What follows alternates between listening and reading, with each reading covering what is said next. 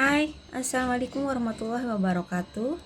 Selamat datang di awal channel YouTube King Rosa. Di sini saya mau berbagi suka duka menjadi TKI ilegal di negara Cina. Jangan lupa like, comment, and subscribe. Karena subscribe kalian jadi semangatku. Terima kasih. Saya mau bercerita di sini kenapa saya memilih negara Cina. Padahal negara Cina itu ilegal. Karena dulu saya pernah ke Taiwan, dan di Taiwan juga saya sebagai kaburan atau kabur dari majikan. Dan saya kerja sama majikan yang kedua itu lama juga. Terus kayak saudara, kayak saya nganggep dia kakak. Sampai sekarang saya masih kontekan dengan baik. Cuma saya tidak bisa lagi kembali ke Taiwan karena sudah di blacklist. Awalnya saya mau tujuan ke negara Hong Kong. Kalau nggak Hong Kong itu negara Makau. Terus saya ajukan ke suami saya. Mungkin suami saya nanya-nanya di mana negara yang lebih, maksudnya lebih gajinya lebih lumayan. Karena menurut dia itu kepergian saya itu kalau di bawah gaji Taiwan itu kayak membuang waktu. Apalagi saya akan punya anak kecil ya. Kata suami saya, dia ngasih 3 negara, mana yang kamu tuju? Hong Kong, Makau yang kamu mau, atau satu lagi negara Cina.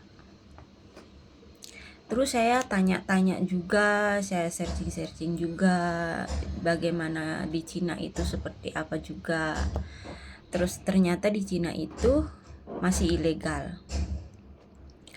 Tapi saya tanya-tanya juga, di Cina itu gajinya lumayan.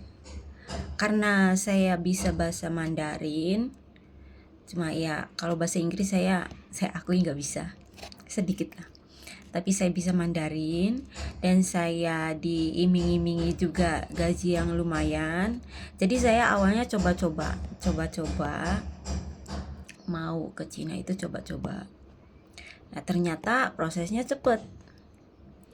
Langsung saya apel visa, lalu saya terbang dan saya nyampe Guangzhou. Di situ saya dijemput sama agent.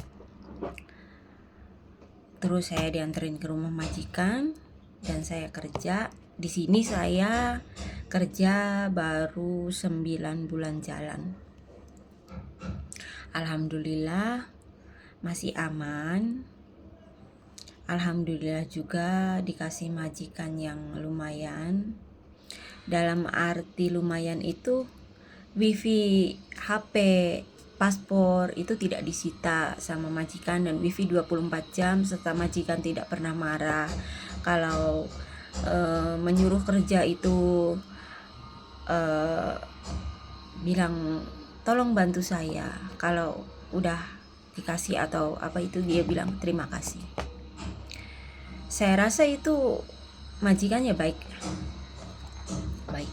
Cuma saya gaji masih di bawah rata-rata. Gaji saya masih 7.500. Dan ya masih, karena saya tidak punya keahlian ya dalam bahasa Inggris juga, saya nggak bisa, maksudnya sedikit-sedikit. Apalagi rumah juga kecil, rumahnya majikan juga kecil, anak juga sudah sekolah. Ya mungkin gajiku yang segitu itu masih lumayan lah, dibilang lumayan. Gajiku masih dibilang lumayan. Aku juga masih belum kepikiran untuk pindah majikan, cari majikan yang bisa ngasih gaji lebih. Karena memang majikan ngasih kita gaji lebih itu tergantung kerjaan yang dikasih juga. Jadi kerjaan yang nggak mungkin ya, umpamanya kita kerja 5 lantai 6 lantai itu dikasih gaji yang segitu.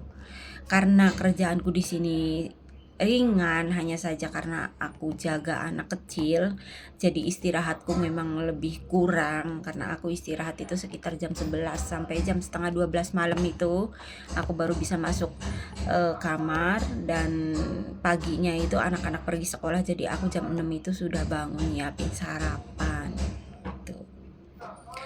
Ya segini aja dulu ceritaku, suka dukaku sementara di majikan ini. Nanti kapan waktu saya bisa lanjut lagi. Terima kasih yang sudah menonton, yang sudah mendengarkan cerita saya.